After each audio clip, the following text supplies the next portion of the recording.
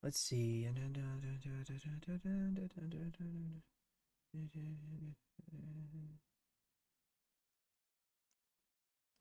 Well, arguably anyone can experience it by going somewhere that they feel uncomfortable based on the group not being a part of your common day, like, existence.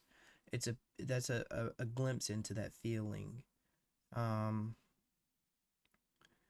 to be discriminated against is like, on a surface level,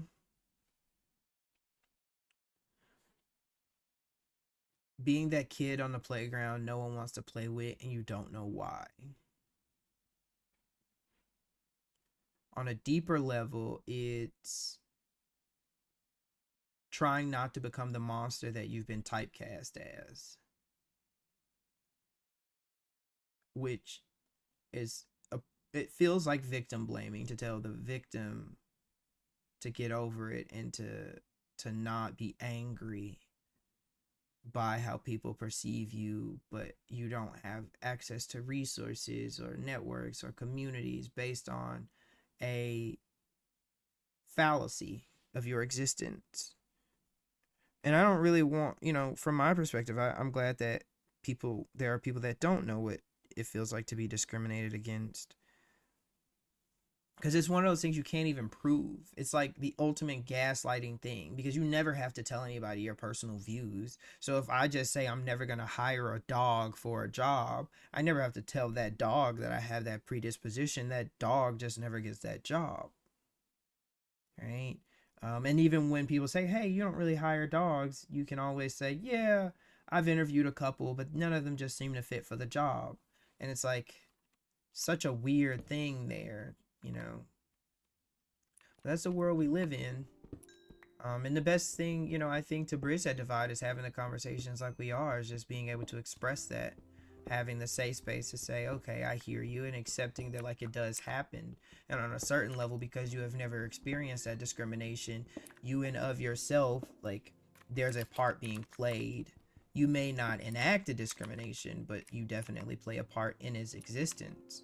I think that's where people get it, where it starts to get real weird, because no one wants to accept accountability that they do benefit from a system that does discriminate against others, or that if there's discrimination, that there are winning parties and parties who are at least neutral, which is still a win to not be affected by something.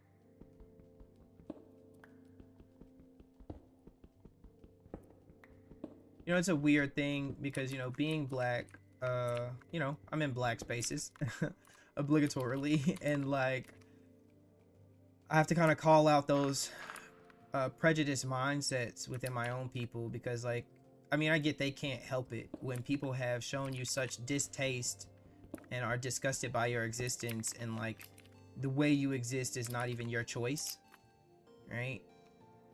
That whole go back to where you came from, but like the reality of, like, I was like displaced, that anger that wells up inside.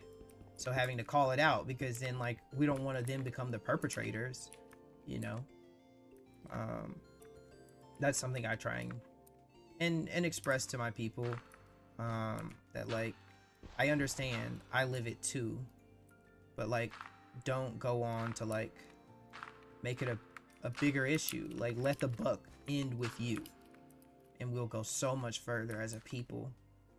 Because hate against hate just begets more hate. Fighting fire with fire, it may snuff it out momentarily, but then it comes back more abundant than ever. So being able to be the calm and forgive. And also, I guess that's kind of what I can say I look up to or admire qualities of, you know, Malcolm X, because if a system doesn't want you to be a part of it, then why are you fighting so hard to go against that system's wishes? Why are you fighting so hard for that? Build your own. Make your own safe spaces, you know, to the best of your ability.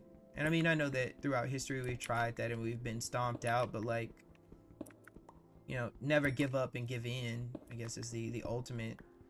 And it sucks. It does. It super sucks, man. It sucks to, you know, have those historical failures where our towns have been flooded, we've been experimented on, red zoned, you know, like, you know, the inequality of loans and the inequality of job positions, the wealth displacement, all of the things. You can go on and on and on. It sucks. But like, if you give up that hope, as the system is built for you too, and you'll end up a ward of the system. You know, if you don't choose peace, then you were forced into anger. And I mean, there's a choice there. You know, you live in that or you grow beyond that. I just advocate that people grow beyond it, grow through how difficult it is.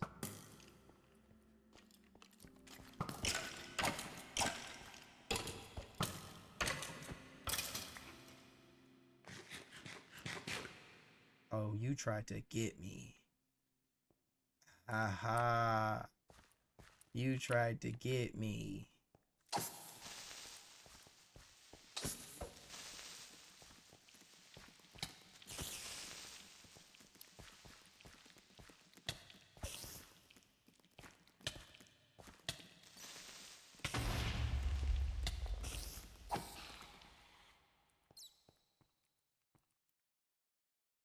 Silver nugget.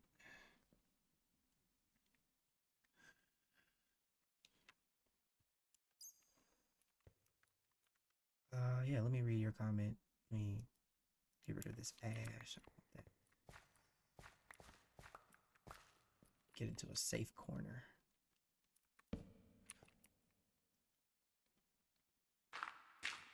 Let's see. Yeah, sort of discrimination, just been on different levels. Maybe they don't want to be the one. Exactly. Yeah, like we talked about yesterday, you know, not wanting to be at the bottom of the totem pole, so you pick a position and you stick your feet in the ground. You plant yourself, and that's your position now, right? You do anything to protect that position, even if that means stomping down others and praising those above you.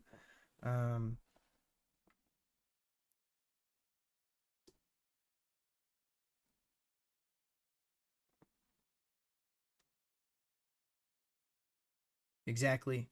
Fear built Adolf, and from that fear, you know, he went on to build more fear. And it's just it's a terrible concept. You know, you gotta choose peace. Turn the other cheek. It makes so much sense when you think about it. Like, just let it go. Let it go. Like, shoot and forgive. Don't forget. Forgive and move better. You know, want better for yourself and for society. Whoa, it's a lot of creepers in here. Want better for yourself and for society, and like, you know, be that better. Produce that better. You know, that's at least my goal. And what I would hope to, you know, give to others is like acknowledging and accepting that yes, life, all of it is hard. Yes, it is scary. All of it is scary. But like, you are also a part of what makes it so scary. And you don't have to be just another cog in the wheel. You can choose different. You don't have to birth more hatred, more pain. You can decide to heal your own, which heals the world itself.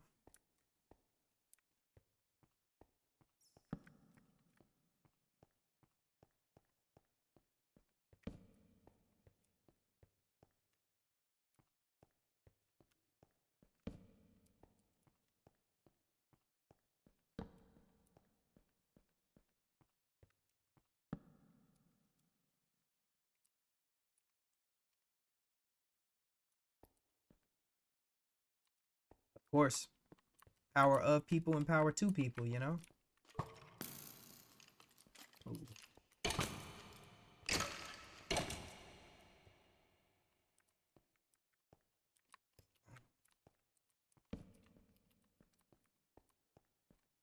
You know, and never and doing your best to never forget that you do have that power. That you and of yourself are powerful, even if there's a system that is built up to take your power away and to remind or to keep you from remembering that you have said power.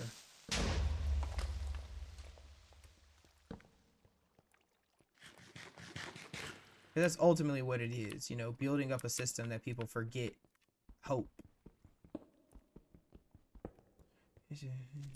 Oh, snap.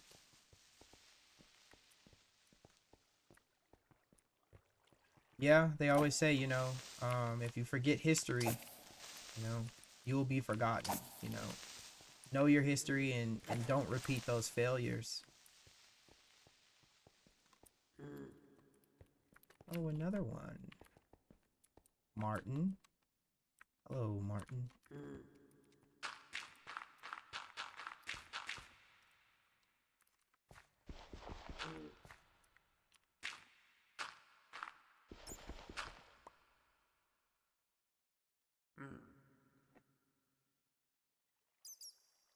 Yeah, I think, you know, that's it for me. Why psychology, you know, the history of psychology, and let's learn those lessons, you know.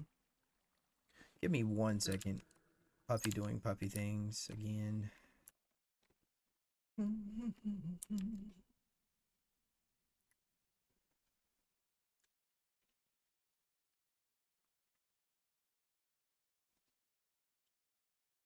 I too went to go ahead and grab some water.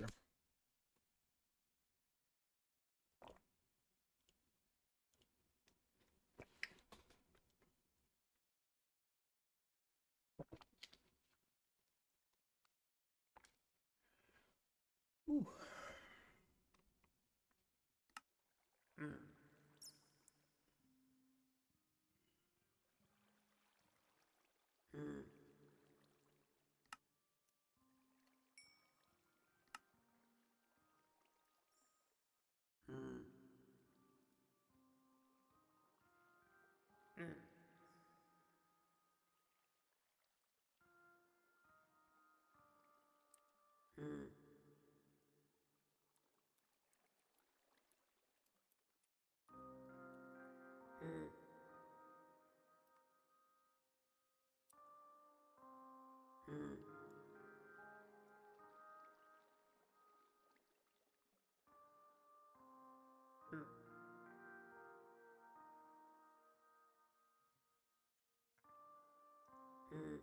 Don't necessarily need Lego Unpatted.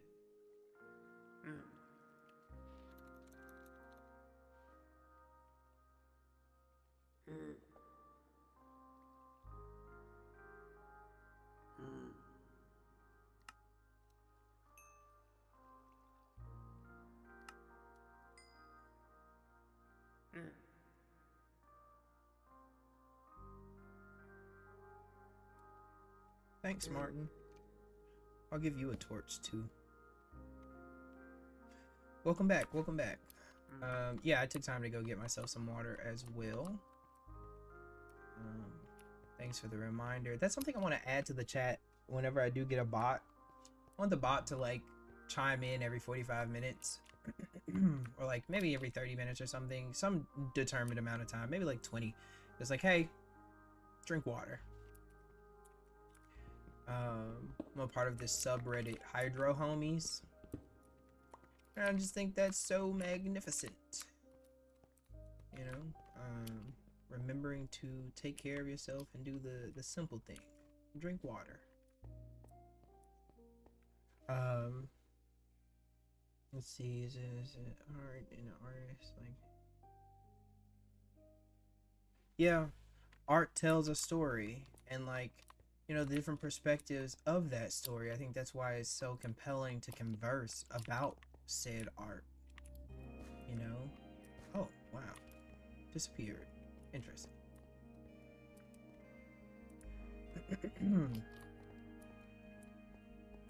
You know, being able to share those multiple perspectives and to gain a new perspective.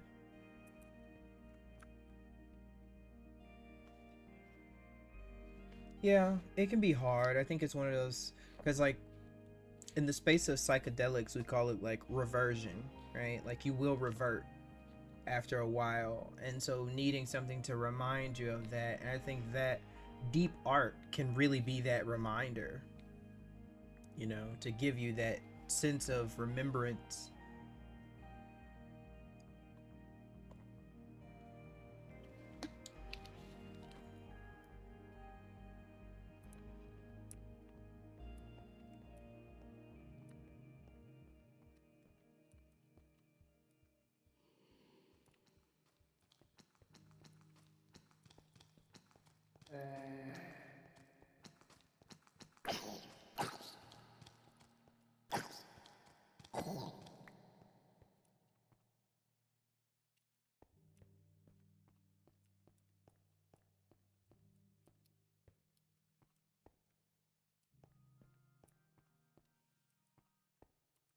Just get the talking, get the talking. We're just getting busy. Gotta take care of yourself. Got to take care of yourself. Take care of yourself and others, boys and girls. Can I put this here? I kind of want to like remind myself not to go up like the wrong way. I guess you can't in the way I have it, but that's at least a reminder. What do I have? What do I have? 30 iron. It's a good start. Do I have the ability to make more torches while I'm down here? I don't have any more sticks. So that's cool. I'll have to go up anyway. Shortly.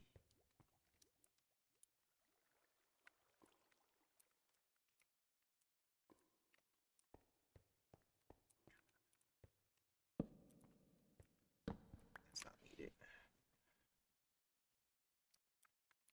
Maybe I can bridge over. Swap out my dirt for cobblestone.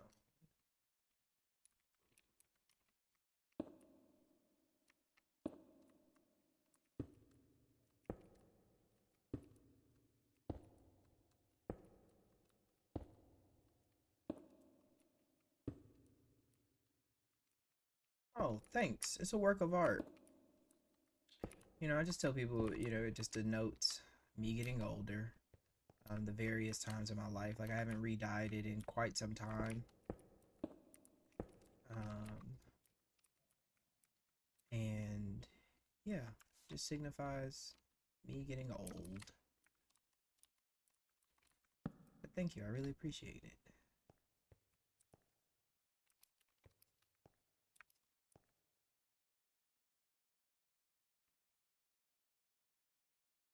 No, I don't think it's racist.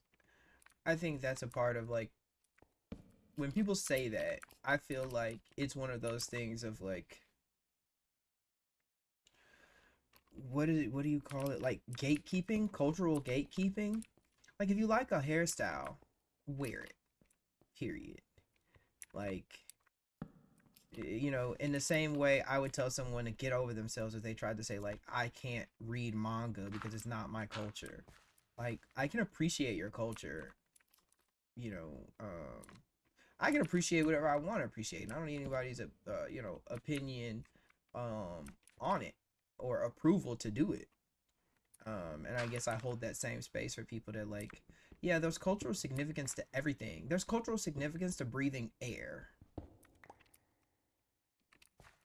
yeah, like if you like it, eat it. Like if you want to do it, right?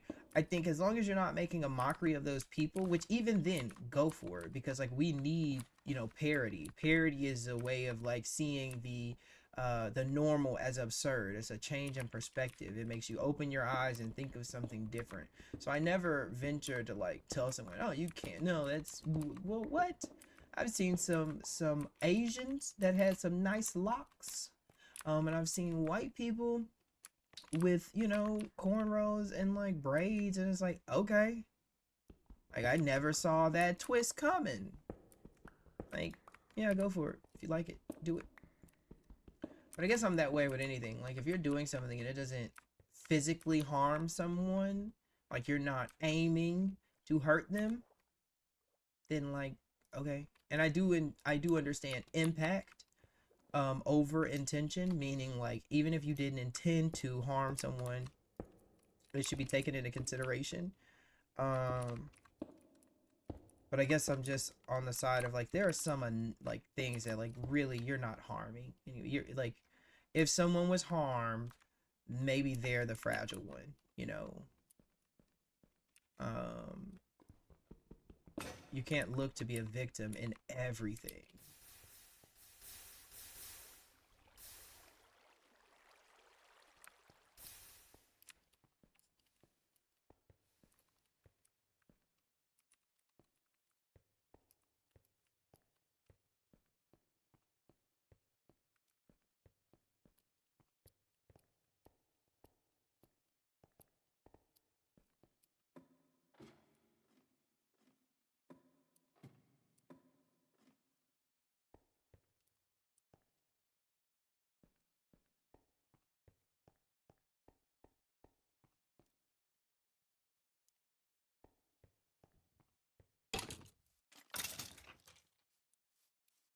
It's so funny.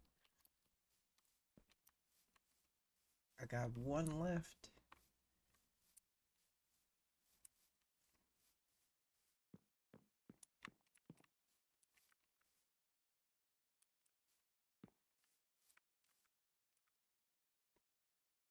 Yeah, I wish people had that mentality as opposed to like feeling like the only way to protect their culture is by making sure that others don't partake. I think that's like that a piece of that, you know, segregatory mindset, that prejudicial mindset, like to protect my people, you can't encroach. You can't, you know, there's a line, it needs to be protected. I think it needs to be remembered. Um I don't think you have to fight so hard to protect some things.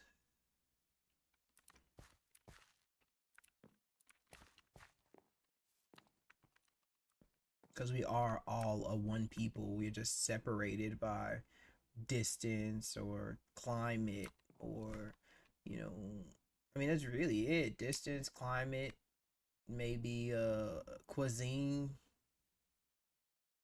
you know, like what else really separated us to make us so different?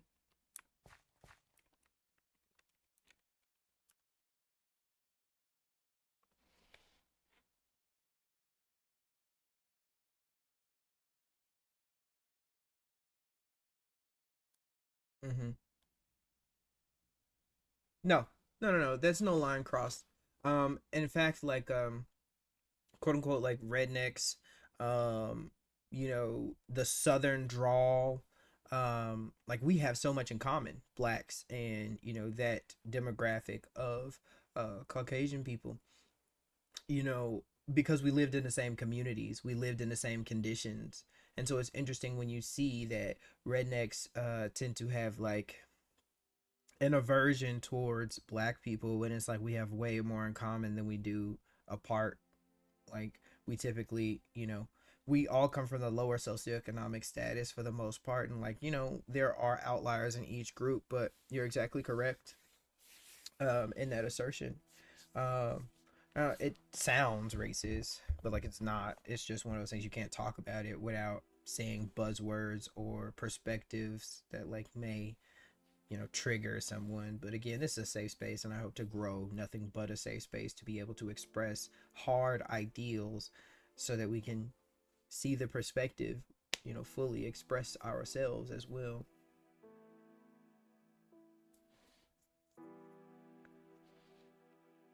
And I think where that, you know, common like ebonics meets southern drawl and twang comes from is on a certain level dampened education.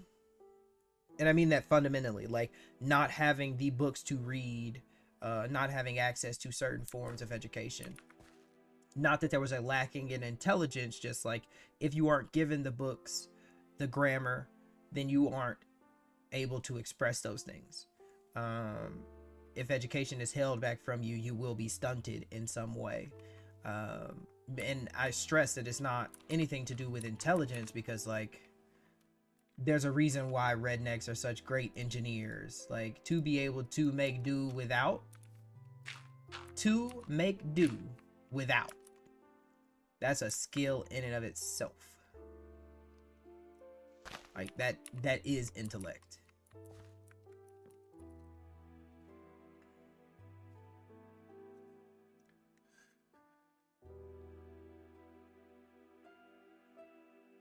Yeah.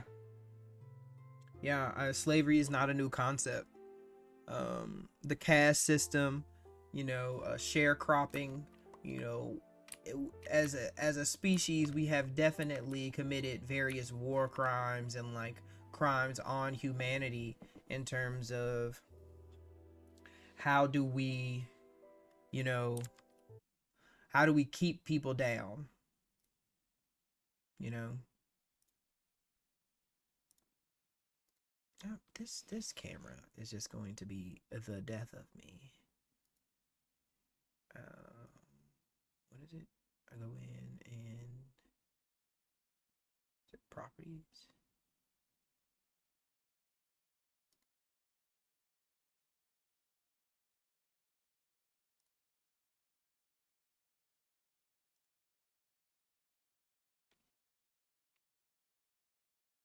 I always have to go in and reset it.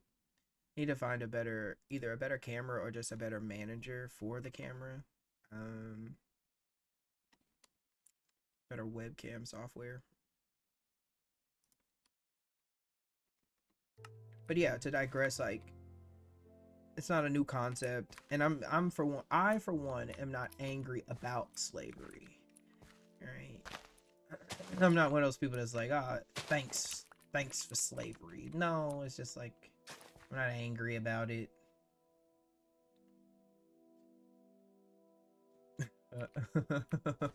Thank you. Feel free, like you could just type blurry, let me know. It's so weird, this dang camera. Again, just one of those kinks I need to work out. It's really weird, like when I'm on like business calls and it goes blurry and I'm like, why?